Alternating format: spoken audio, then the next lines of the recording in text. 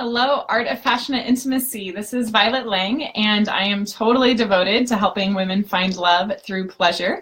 And I'm so excited to be with you tonight talking about getting a fresh start.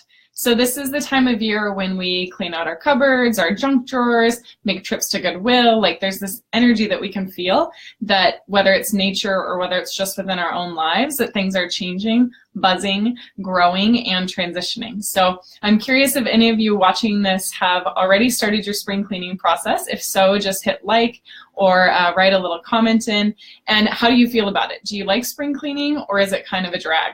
I, for one, kind of put it off for a long time, but then once I get into it, it feels so cathartic. Like my closet right now has never been more organized. So anyway, that's a bit of a tangent, but I hope you can feel the sense of the seasons, the sense of things shifting, and the things that are wanting to bloom, that are wanting to come to the surface. So this applies to our love life as well, and this is where a lot of people can make a big mistake, which is never really getting over the past. So if you've ever been with someone whose ex-girlfriend is still texting them all the time, or who won't stop talking about his ex, or who seems like pretty emotionally unavailable, if that's happened to you, you can type it in the chat or hit like. I'm just curious if you've ever experienced that. I know that I have. And typically that's a sign that someone hasn't really let go of an old love. If they're emotionally available, if they talk about their ex all the time, or if you notice that like they're always texting each other. So the same thing that we can see like in a potential partner in men, the same thing that we can actually exhibit ourselves as women. So you may have done those same things. You might have been dating but not really ready, or dating but still thinking about your ex or the one that got away.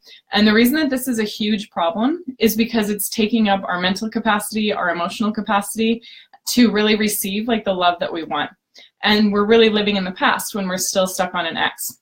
So if this has happened to you, don't feel bad. It's that we don't really have any rituals. Like we don't have like breakup rituals. We don't have transition rituals. We don't really learn from our parents or from other people like how to navigate a breakup successfully and how to really let go of old traumas and old heartbreak so we can step into an amazing love. So one of my mentors always talks about, you look through the front mirror, or look through the windshield, don't look through the back mirror. So if you imagine that like you're driving the car, you want to look forward into that big, beautiful expanse and everything that you're going towards, not into that tiny screen that's up there, which is the rearview mirror. If you look into the rearview mirror while you're driving forward for too long, you will run into something. So same thing happens with our relationships. If we're mulling over the past one and can't stop analyzing it, can't stop beating ourselves up over it, we're going to miss all of the possibilities that are out there. So a lot of times women ask me like, how do I know that I'm ready to date, Violet? Like, I've been doing my work, I've been doing the practices. These are the women in my program. And I'm like, well, if you've been doing the practices to let go of your past, to find deeper self-respect, and to really love yourself, then you're ready to date. Because dating is like riding a bicycle. Like, once we get into it, it starts to become more intuitive when you have support and guidance, when you've had those training wheels, and when you've gone on some dates where you're showing up in a different state. So the number one thing that we can do to change the way that we're restarting our love life this time of year is to actually change our identity. And so what I mean by that is think about your past relationships, like maybe just the last one or the last handful, or if it's been a long time since you've had a relationship.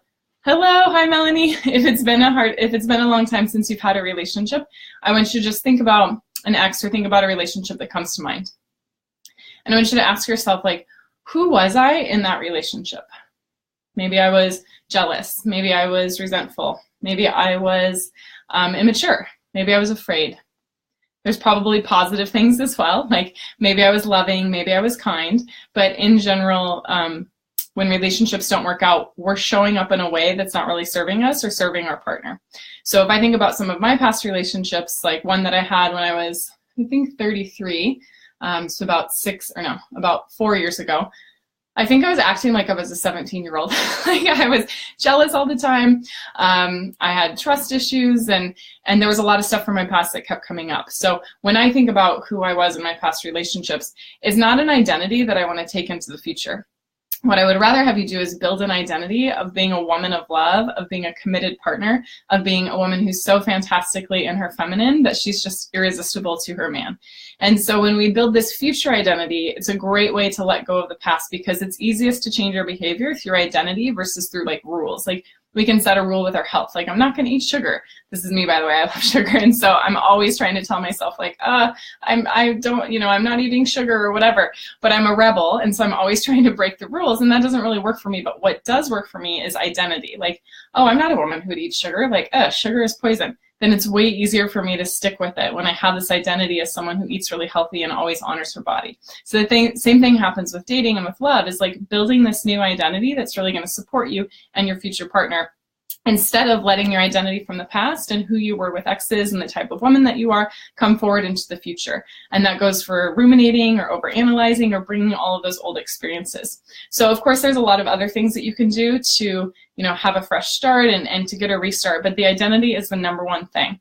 And so think about, who is this woman of love that I want to become for the summer? Because spring is a super important time to start dating, putting ourselves out there, or get the help that we need to feel ready to date, or get the help that we need in order to date more effectively. Because summertime is when everyone's out and about, especially if you live anywhere cold. Like, that is the time when people are hanging out, the days are longer, like it's a perfect time for love. So I want you to start thinking about this now, like, what is my identity as a woman of love, and how do I want to show up in my relationships? You might even want to journal about that, or write about that later, or meditate about that later.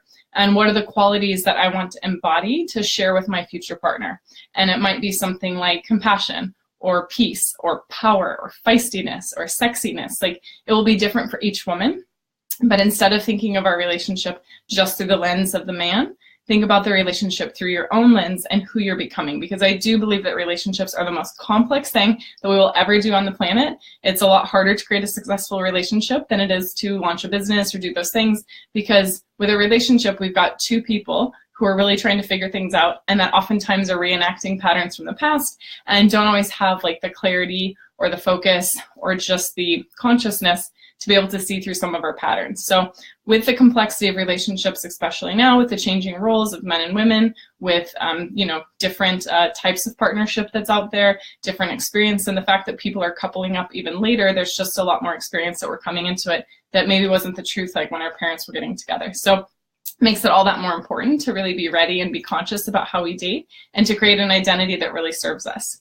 So the other thing that I want to chat about as you get ready for dating, as you get ready for love this summer, and as you build your identity, is about your level of commitment to love. And I know that every woman that I speak to is always like, he had commitment issues, or there was this, or there was that. But what I find is that a lot of times as women, we have our own commitment issues. And that's just part of being feminine in some ways. Like, we're always flowing, we're always ebbing, we're like, oh, that feels good, no, that's different, and I want to do this now. And so part of the beauty of being a woman is the feeling of change through our emotions and our desires, but that can get us into trouble when we're not that committed to relationship and we're not that committed to ourselves. So when I ask and share about like what it means to be committed to love and committed to yourself, it means like how willing are you to stick with it when things don't feel easy, both in a relationship but also in the search for your partner and in the receiving of your partner. And I also mean like how, hi Rachel. And I also mean in terms of commitment, like how devoted are you to yourself and to the process? So it's very easy, because dating and relationships are complex, to want to give up. And it's very easy to like get trapped in doubt or fear or, just worry or get overcome with these obstacles. And what we really need is to be able to stay so committed to ourselves and get the help that we need so that we can move through those obstacles with grace and with self-awareness instead of recreating an old pattern. So when we talk about spring cleaning and a fresh start, and we talk about getting ready for love, we talk about our new identity, but we also talk about deepening our commitment.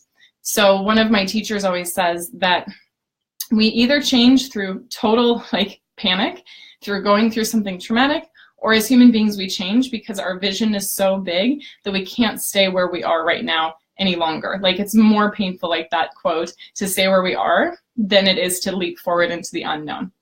But a lot of times with our relationships, we have fear come up, and so we're afraid to make that level of commitment. We're afraid to admit, like, I really want a partner, or I really want a family. And so we can stay kind of small and contracted, and sometimes even feel like smug about it, like, oh, I'm independent, I don't need that, like, I'm just a career woman, or, I've already had a few great relationships, or I already have kids, I don't need love, like, I'll just be single.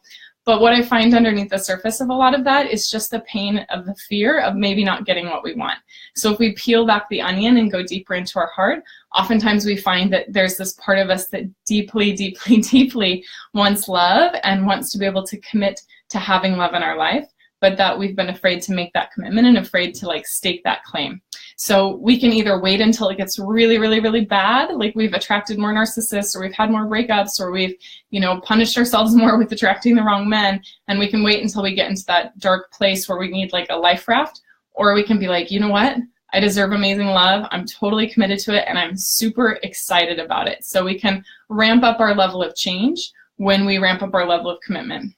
And what I find is really fun is to, instead of spending all our time focusing on the past, build this new identity, increase our level of commitment, and then spend time dreaming into that. Like, how does it feel to be with your amazing partner? How does it feel to go on a vacation together? Would you go to southern Spain, or would you go to the Canary Islands, or would you go to Fiji, or would you go on a cruise to Alaska? Like, what lights your fire? What makes you excited? Because as women, we have this huge gift, which is our emotion.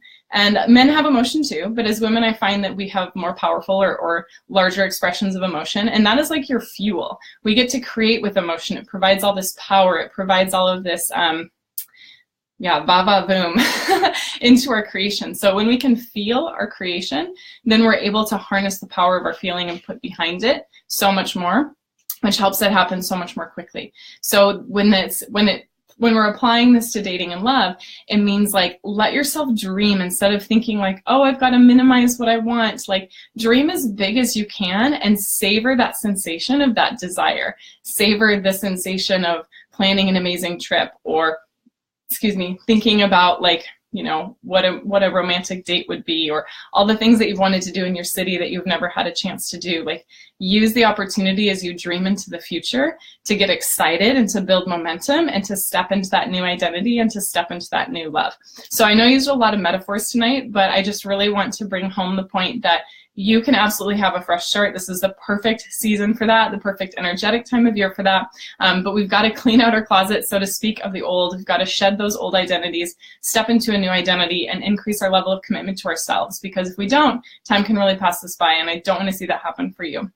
So I'd be really curious what your vision is for your love life, what sort of partnership you want to create, how crystal clear you can make that, and how specific you can make that. And if that's something that you struggle with, if you're like, Violet, like, I know I want love, but I just have no idea what it looks like, or I'm so tired of like thinking about it and then it not happening, like, I would totally love to chat with you about that. We do free complimentary Breakthrough to Love sessions, which is a great opportunity. It's about 45 minutes long, and you get a chance to really understand your past patterns, what it is that you want in the future, and especially for this time of year, like how you're going to make this summer the best summer of love that you've ever had. So I will put the link in the comments if you want to book some time, and I look forward to seeing you on that. But yeah, stay connected to your vision, build your new identity as a woman of love, and step into the future in a place where you feel really clean and clear and you can shed that old skin. So thank you so much for watching and listening. I will talk with you soon. Bye.